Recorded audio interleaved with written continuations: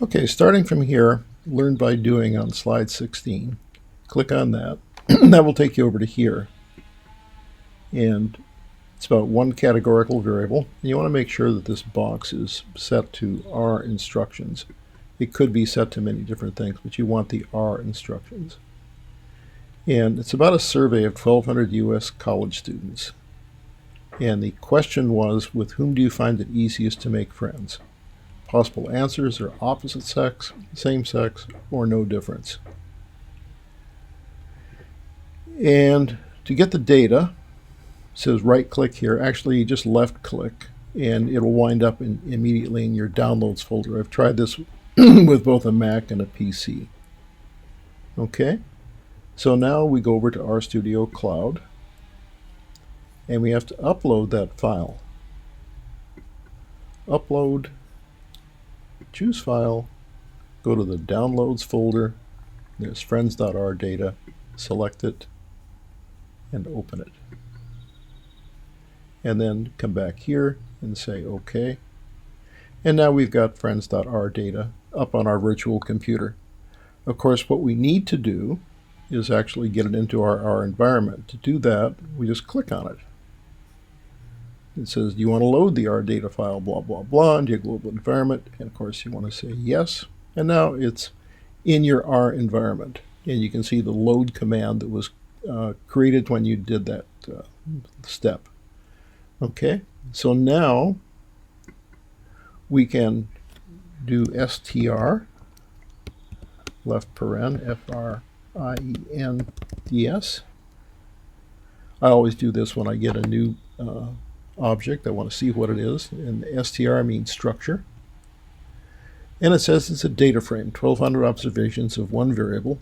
And the variable name is friends with an uppercase F.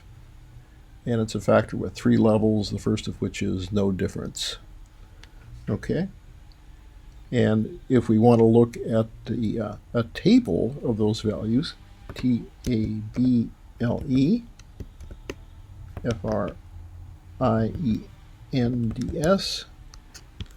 $, and it gives me the option of just picking friends. Okay. So I can see the table. I want to create that table as an object.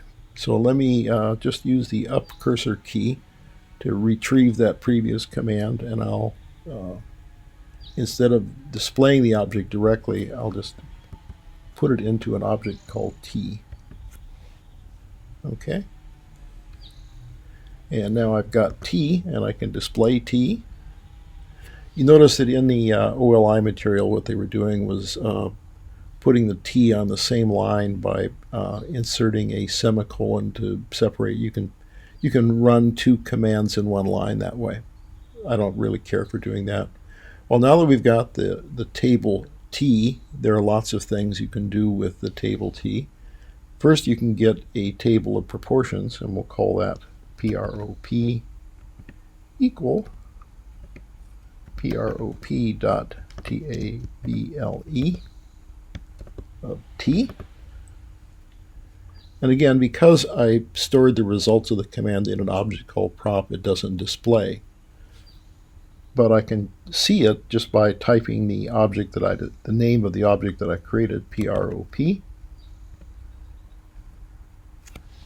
Okay, and now it's converted the raw numbers into fractions.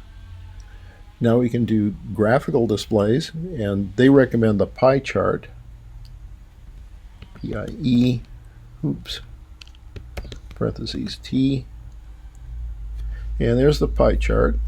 And let me zoom it. And you can see it. I don't really like pie charts. This is one of the few cases in which they are effective. And the reason why it's effective is that there's a small number of categories, only 3. If you get up to about 5, it just completely breaks down usually. And also, the differences in the sizes of the things are fairly obvious. So this is almost a made-to-order situation for a pie chart. But normally what you want to do is create a bar chart. what you do with barplot, oops, bar plot of t. And let me go over here to the graph window and I'll zoom that. And that's an awful lot more readable, and you can handle a fairly large number of categories of even fairly similar sizes. Okay, so that's about all I want to do with one categorical variable.